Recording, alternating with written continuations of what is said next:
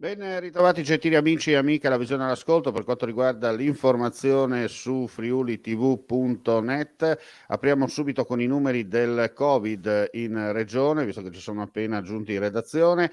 Su 5.052 tamponi molecolari sono stati rilevati 310 nuovi contagi con una percentuale di positività del 6,14%. 10.442 test rapidi antigenici realizzati, dai quali sono stati rilevati 1.252 casi, 11,99%. Le persone ricoverate in terapia intensiva scendono a 5, i pazienti ospedalizzati in altri reparti 143.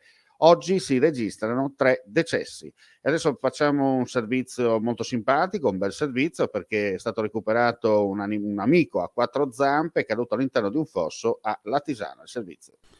Poco prima delle 13 di oggi, la squadra dei Vigili del Fuoco del distaccamento di Latisana è intervenuta in via Pradi Colla, Latisana, per soccorrere Fiona, una cagnolina di 15 anni, che era bloccata all'interno di un canale. L'animale si era allontanato nella tarda serata e questa mattina gli anziani proprietari lo hanno ritrovato nel canale, ma non riuscendo a recuperarlo, hanno chiesto aiuto ai vigili. Giunti sul posto, i soccorritori, dopo aver constatato che la cagnolina non riusciva ad uscire da sola dal canale, hanno posizionato una scala sulla sponda, sono scesi e hanno recuperato Fiona per poi consegnarla infreddolita ma incolume alle amorevoli cure dei padroni. Adesso ci trasferiamo a Butrio, sabato 9, domenica 10, in villa di Toppo Florio, futuro passato, ricordare la memoria.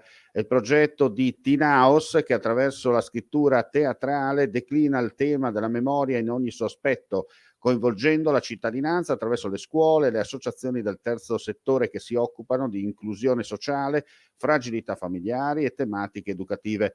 Realizzato con il contributo della Regione Friuli Venezia Giulia, Comune di Cervignano e Fondazione Friuli, l'iniziativa articola la sua azione fra 4 comuni, Butrio e tra i comuni partner del progetto, 3 scuole, 2 teatri e 6 laboratori.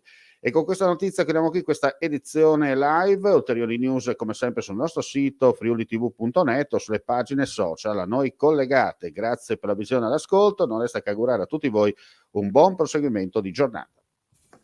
Vuoi assaggiare una birra dove al suo interno scopri la specialità tipica friulana? Lumi Beer, il prodotto ricavato in 20 ettari di terreno coltivato orzodistico, biodiversità, performance ambientale. Lumi Beer nelle sue 5 versioni disponibili, 4 per consumo veloce e dissetante e la versione Magnum per intenditori.